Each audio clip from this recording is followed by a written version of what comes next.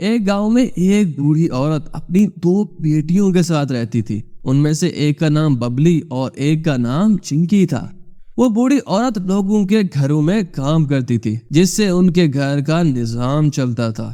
چنکی اور ببلی دونوں پڑھ رہی تھی۔ چنکی چھوٹی ہونے کے ساتھ ساتھ تھوڑی نا سمجھ بھی تھی۔ ایک دن وہ بوڑھی عورت کام کرنے گئی تو اچانک گر گئی، جس کی وجہ سے اس کا بازو ٹوٹ گیا۔ ببلی نے ماں سے کہا، امی جان، ہم دونوں آپ سے کہتی تھی نا کہ اتنا زیادہ کام نہ کیا کریں، آپ دیکھیں کہ کیا حالت ہو گئی آپ کی۔ چنکی نے کہا، امی جان، آپ آئندہ کام پر نہیں جائیں گی، ہم دونوں کام کریں گے اور آپ گھر میں آرام سے ہی رہیں گے۔ ماں نے کہا، نہیں بیٹا، تم دونوں ابھی چھوٹی ہو، تمہاری عمر ابھی کام کرنے کی نہیں، پڑھنے کی ہے۔ ببلی اور چنکی نے فیصلہ کر لیا کہ ہم دونوں اب کام ڈھونڈیں گی۔ وہ اپنی امی کو الوداع کہہ کے کام ڈھونڈنے کے لیے نکل پڑی۔ سارا دن کام ڈھونڈنے کے باوجود ان دونوں کو کوئی کام نہ ملا۔ اتنے میں رات ہو گئی، ہر طرف اندھیرا چھا گیا۔ وہ زندگی میں پہلی بار گھر سے اتنا دور تھی، اس لیے انہیں گھر کا راستہ بھی بھول گیا۔ راستہ بھٹکنے کی وجہ سے وہ جنگل کی طرف چلی گئی۔ چنکی نے کہا، ببلی بہن، مجھے تو بہت ڈر لگ رہا ہے، مجھے بھوک بھی بہت لگ رہی ہے، اب ہم گھر کیسے جائیں گے؟ مجھے تو جانوروں کا بہت زیادہ خوف ہے، اور سنو نا، جانوروں کی آوازیں بھی آ رہی ہیں۔ ببلی نے کہا، ہاں چنکی، مجھے بھی بہت ڈر لگ رہا ہے۔ چنکی نے کہا، کاش ہمارے پاس بھی اتنی دولت ہوتی تو ہم کوئی کام ڈھونڈنے نہ نکلتے، اور کام ڈھونڈتے راستہ نہ بولتے اور جنگل میں نہ آتے۔ وہ باتیں کر رہی تھی کہ وہاں ایک پری نمودار ہوئی۔ وہ دونوں حیران ہو گئی کیونکہ انہوں نے پری کے بارے میں صرف سنا ہی تھا، کبھی بھی نہیں دیکھا تھا۔ پری نے کہا، میں نیلم پری ہوں، میں تمہیں یہاں نقصان پہنچانے نہیں بلکہ تم دونوں کی مدد کرنے کے لیے آئی ہوں۔ ببلی نے کہا، آپ ہماری کیسے مدد کریں گی؟ پری نے جواب دیا، میرے پاس آسمان پر 3 جادوئی فراگز کے گھر ہیں۔ ایک گھر میں ہم پریاں رہتی ہیں۔ آج ہم ایسا کرتے ہیں کہ آج رات تم بھی یہیں سو جاؤ، ہم دوسری پریوں کو پہرے کا کہہ دیتی ہیں۔ وہ دونوں بہنیں وہاں سو جاتی ہیں اور اگلی صبح وہ پری وہاں آ جاتی ہے۔ دونوں بہنیں اٹھ جاتی ہیں۔ وہ پری ان کو اپنے پروں پر آسمان پر لے جاتی ہے۔ آسمان پر انہیں وہاں 3 فراگز کے گھر نظر آتے ہیں۔ پری ان کو ایک فراگز کے گھر کے اندر لے جاتی ہے اور کہتی ہے، یہ ہے میرا جادوئی فراگز کا گھر جس میں رہتی ہوں۔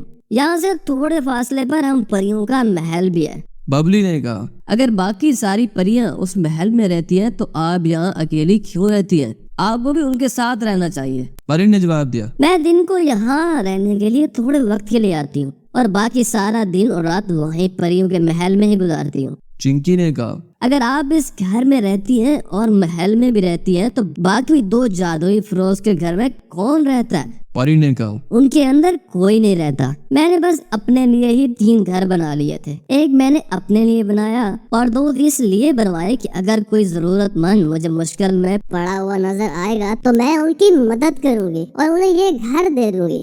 ببلی نے کہا، لیکن آپ ہمیں یہاں کیوں لے کر آئی ہیں؟ ہماری ماں ہمیں ڈھونڈ رہی ہوگی۔ پری نے کہا، میں تم دونوں کو یہاں اس لیے لائی ہوں کہ مجھے نہیں لگتا کہ تم دونوں کے علاوہ کوئی تم سے زیادہ ضرورت مند بھی مجھے ملے گا۔ اگر تم چاہو تو میں تم دونوں کو یہ جادوئی فراگز کے گھر دیتی ہوں۔ چنکی نے کہا، ان دونوں گھروں کو تو ہم لے لیں، لیکن ہم یہاں نہیں رہ سکتے۔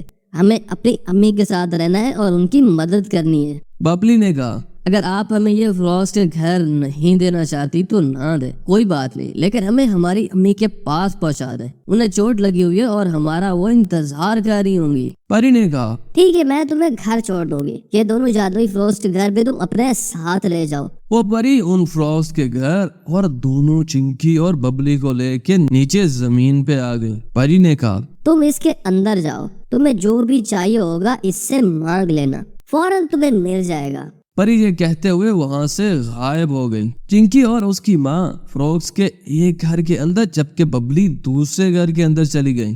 چنکی نے کہا، جادوئی فراگز، میری امی کو ٹھیک کر دو۔ بس یہی کہنا تھا کہ اس کی امی پہلے کی طرح ٹھیک ہو گئی۔ ساتھ والے گھر میں ببلی نے کہا، جادوئی فراگ، میرے لیے خوبصورت کپڑے لے آؤ۔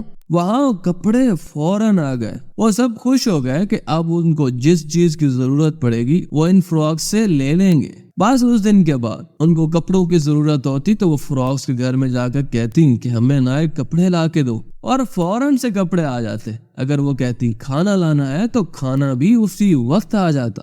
جادوئی فراس کے ان گھروں میں دونوں کی ساری ضرورتیں پوری ہونے لگی. اس طرح وہ سب لوگ دوبارہ خوشی خوشی سے رہنے لگے. تو بچوں، اگر آپ کو ہماری یہ کہانی پسند آئی تو ہماری ویڈیو کو لائک اور شیئر کریں. ہمارے چینل کو بھی سبسکرائب کر دیں. ساتھ لگے گھنٹی کے نشان کو دبانا مت بھولیں تاکہ مزے کی آنے والی کہانیاں آپ تک پہنچ سکے.